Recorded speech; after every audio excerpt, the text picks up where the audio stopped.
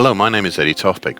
I'm Head of Technical Analysis and Senior Markets Analyst at ADM Investor Services International Limited, and here is your weekly technical analysis of the Chicago soybean complex. I'll start with Chicago soybeans. Despite the large explosive range of late February of 1579 to 1759, the most recent market has provided a steady move higher, yet has still managed to be caught within the range of late February. Indeed, one could say that if we exclude the two extremes of that wide range, then the market is moving higher within a reasonably acute bull channel, currently at 1656 to 1739. One could also say that the market is also now being supported in its endeavors by previous resistance that is now support, namely the extension of the March to June 2021 bearish bump and run reversal trendline, currently at 1649, and a neckline, currently 1618, of the 2010 to 2014 irregular head and shoulders top. I'd also add in the 2021 high at 1667 plus, some way below the congestion between 1571 to 1577 that has within it the June 2021 high at 1577 and the November 2012 high at 1571. These are supports nearby and below the market.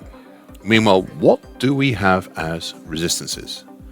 Well, there is the proposed recent upper bull channel line, currently at 1739, as an immediate resistance. However, the better resistance is higher at the February high area at 1759, because up there we have the projected 50% Fibonacci line at 1757 and the September 2012 high at 1766.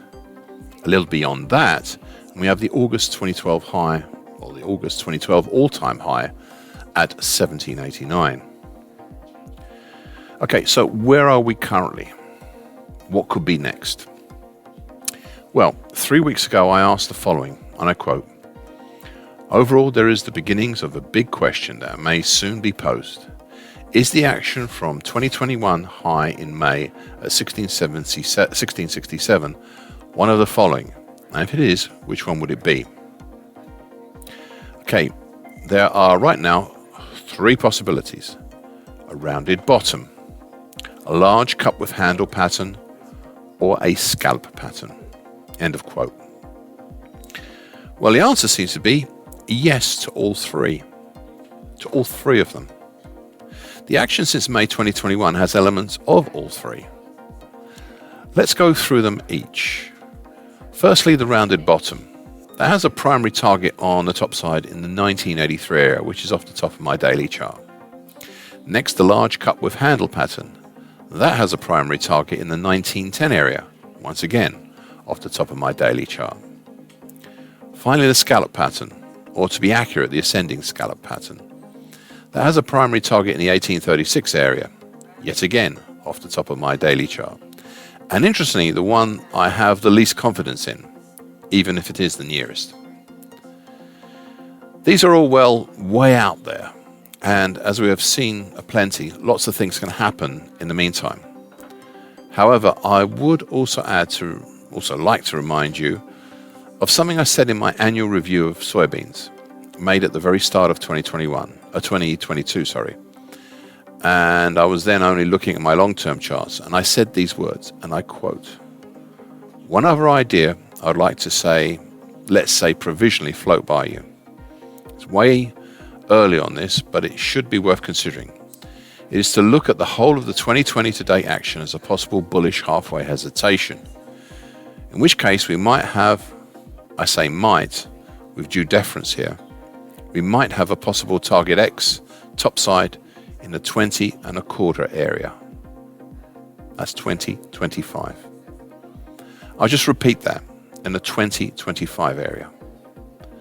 This is way up off the top of my long-term chart, and it might sound ridiculous now. Indeed, it does sound ridiculous, but it is what I see, and I'd rather say it now and maybe look ludicrous and even laughable than be silent and be confirmed as an idiot who should have said something, should it come about. Anyway, this is a multi-month and likely a multi-year potential target X, so there ought to be plenty of time. Plus, it will all depend on what the market does when and if it meets the 2021 high at 1667, and the 2012 high at 1789. That's the end of the quote. This is where we still are now. Now, one final thing. There may be another pattern developing over the last few weeks. My initial thoughts were towards a diamond pattern, but that doesn't quite fit. So I'm looking out at what new development, apart from the previously mentioned bull channel, that we may see. Chicago soybean meal. Key feature here for now many weeks, and one that has been in effect since late November 2021, is the October to November 2021 bullish Andrews pitchfork. The upper time, currently at 502.90, had and has capped the market throughout, and somewhat spectacularly 2 weeks ago. Then we have the middle time, currently at 477.30, acting as both support and resistance. Yesterday as resistance and today as support. Then there is the lower time, currently at 451.80, acting as support, but getting broken back during late January. So, why did I still keep this broken Andrews pitchfork on my daily chart after this evident breaking? Well, when the lower time was broken, back then, we had, just below the market at that time, the 50% Fibonacci line for the whole of 2021 running at 390.40 at the same time.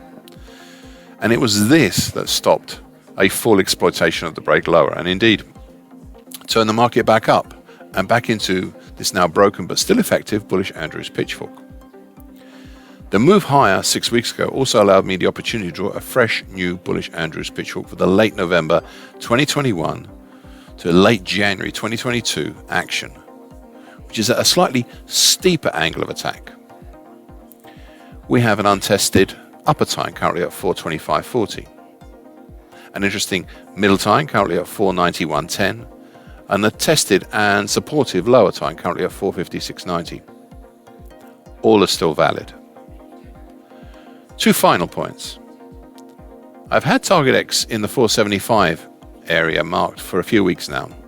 This target is derived from looking at the action since late November last year as a bullish halfway hesitation.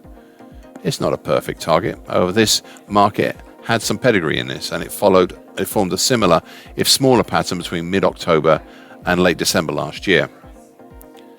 2 weeks ago, the market punched up right through it, and this week, prices have made a more considered move up through target X. Prices now testing the congestion around the June 2014 high at 479.30, moving above that as well, and just ahead of the wide and somewhat sparse congestion between 487 to 494.40, which includes the February high at 487 even, as well as the 2014 high at 494.40. The second point is to look at the late January to date action as one of two potential patterns. I've already mentioned one possibility, a possible bullish halfway hesitation. Yes, I know, yet another bullish halfway hesitation. I know. But if it ain't broke, don't fix it, and the recent spate of bullish halfway hesitations have certainly not been broken. This has a provisional target X1 in the 520 area, which is just off the top of my daily chart at the moment. The second possibility is to look at the same action as a possible topping action of some form. Now, I'm not wholly with this idea, but I thought it's worth mentioning as a possibility. I would look to see this raised as an idea if and only if we break both of the previously mentioned bullish Andrews pitchforks. Then, and perhaps only then, would it have some feasible legitimacy. Chicago soybean oil. The recent major feature here was the mid-December 2021 to late February 2022 bull channels. Now, I've spoken at length on these over the past few weeks, so I'll not go into this yet again, other than to say that these two bull channels have given way to a similar angled but different mid-December 2021 to early February 2022 bullish Andrews pitchfork.